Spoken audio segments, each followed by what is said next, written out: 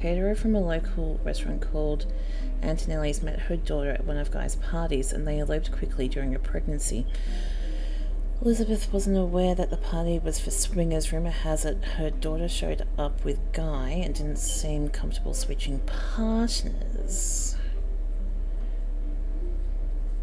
Oh, I knew Brazil was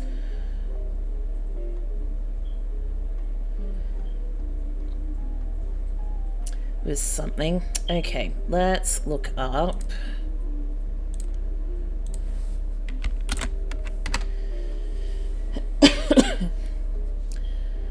Not because it's changed, because it's common last name. You made use more local resource. Okay.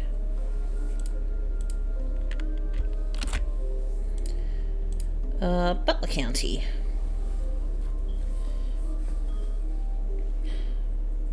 The most recent time was when it was closed in 1992. The owner, Rochelle Zimmer, sold the land.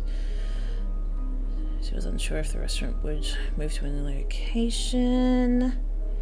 Many years before that, there's a buff piece from 1978. Christine Garland responded. She and her husband Steve, who was a chef, Antonelli's met years ago when she delivered produce from her mother's farm.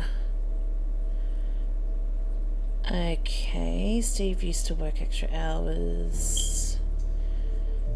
Now that she has a bun in the oven, they're both working as much as they can. She's a secretary but went back to delivering produce on the weekends, trying to save up money to move to Boston and open up their own restaurant.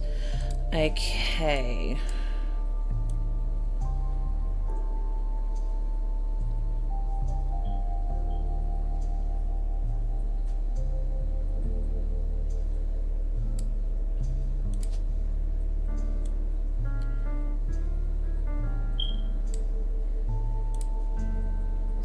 Stephen.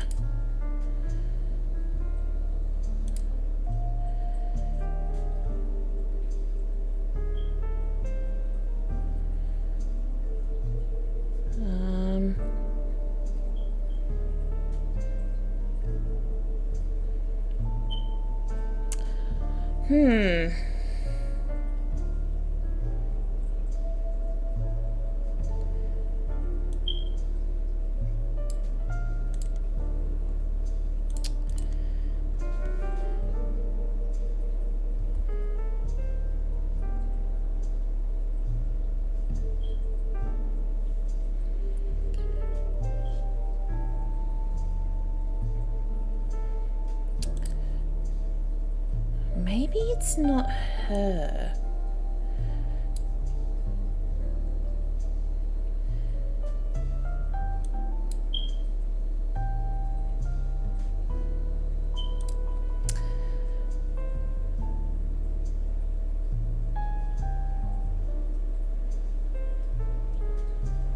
There's no way that the pie was for swingers.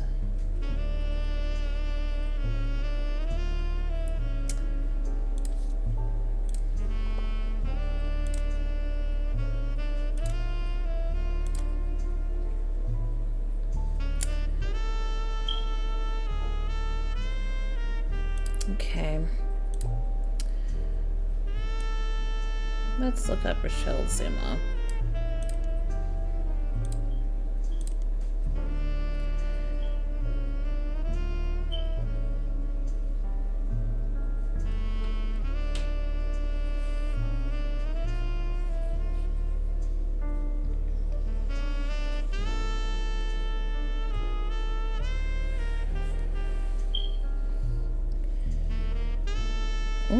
Okay.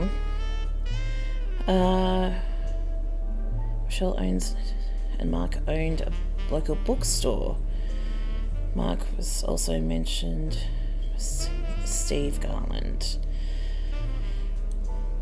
Okay.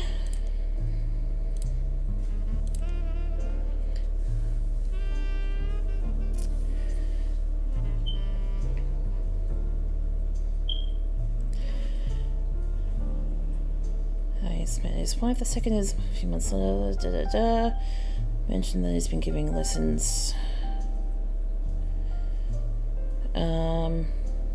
Local author sued by former Butler County resident, saying that a local author by the name of Mark Zimmer was sued by Garland after Garland saw Zimmer promoting his book Kitchen Tales on television. His recipe book was partially plagiarized from the recipes that give his students during cooking lessons. The article mentions that although recipes are hard to copyright, Garland accompanied each recipe with a short fiction. Okay, these stories were word for word in Zimmer's cookbook, in addition to other things. Okay, Stephen Garland.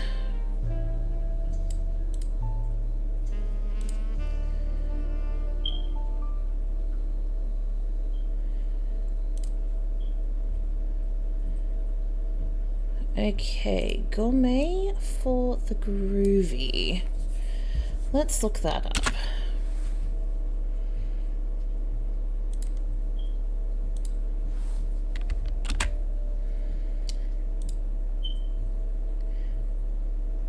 And then Steve Garland.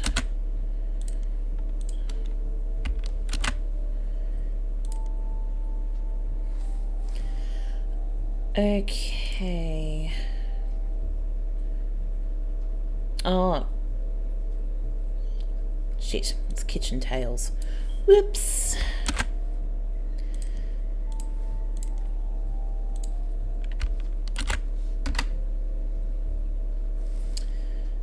Kitchen Tales. Okay, maybe it's the other dude. Mark Zimmer.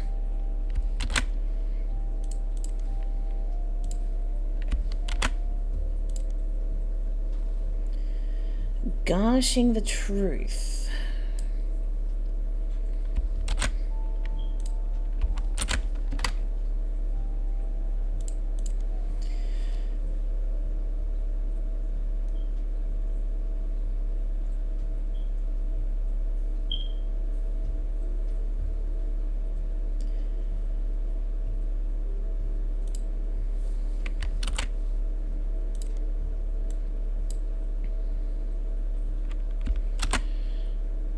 Okay, let's do this.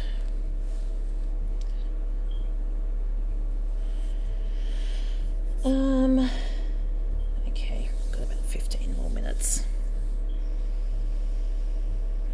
Garnishing the Truth is a cookbook. 1994, it was actually quite successful after the duo appeared to promote it on a daytime talk show. According to a book review, Okay. What about Kitchen Tales?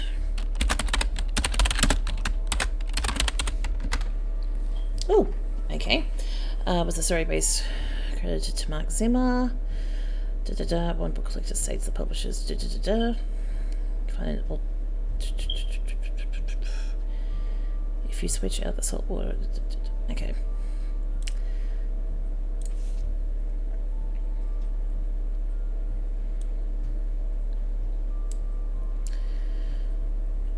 Okay, Kitchen Tales is a book that combines recipes and stories. It had mild popularity but seemed to disappear from online marketplaces in 1992. You found a scan of one of the stories on our website. It demonstrates how to bake the plated loaf. For years, two bakers, Flora and Yates, flirted. They grew their friendship, compared recipes, and combined knowledge. She loved his salt and pepper bread. He adored her rosemary cheeks. They thought sweetly about one another.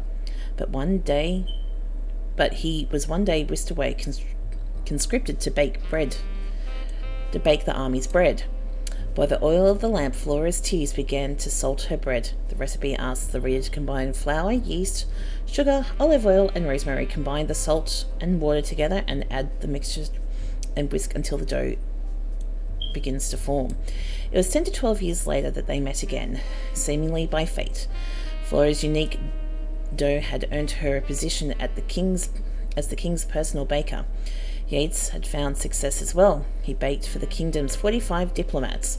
One day they returned from the Dutch Isles with a gift, 450 unbaked loaves, and were sent to the palace bakery to teach a method that required no kneading.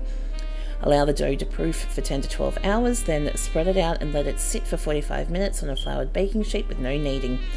Next, prepare a Dutch oven preheated to 450 degrees. Upon seeing Yates, Flora was both delighted and distraught. She felt as if she was torn in two. She had not been made aware of the gift and had already prepared buns for the palace ovens. She wished to greet Yates warmly, but was struck by fears. He hadn't been able to bake with her, that she'd face retribution for being unprepared. She cried to Yates, adding more salt to the dough. Cut the dough into 2 equal pieces and lightly sprinkle salt across the top.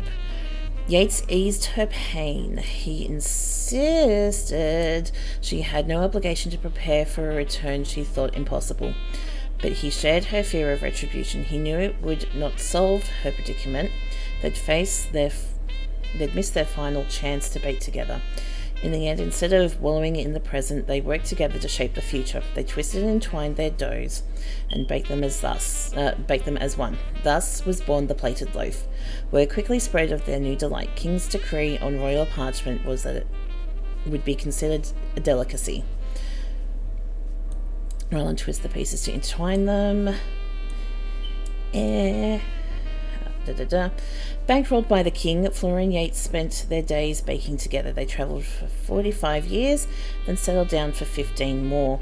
Their souls were golden with no regrets. Lastly, bake for 45 minutes, remove the lid and observe until crust is golden brown, which could take up to 15 minutes.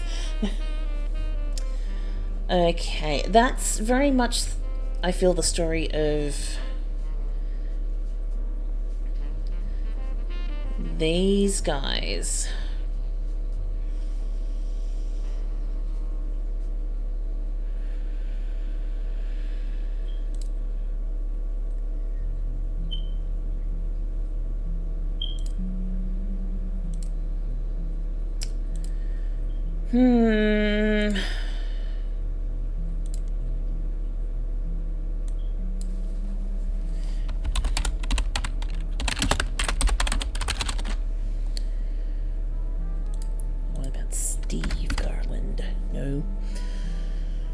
Oh dear.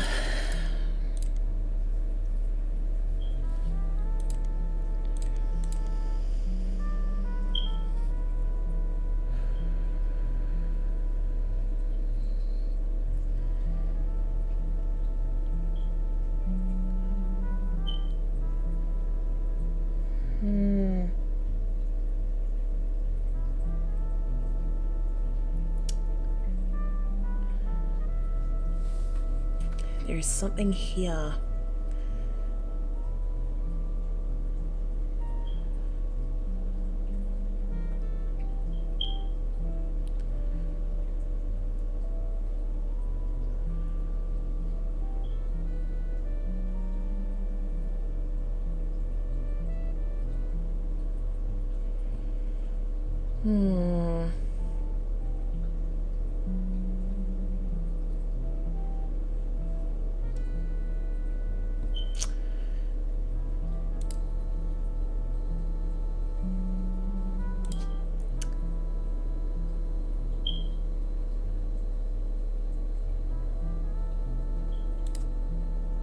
Maybe farmer.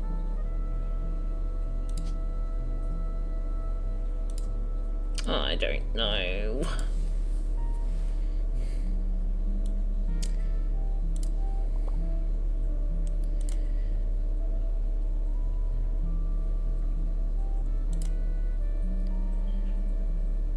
Garland and Zimmer.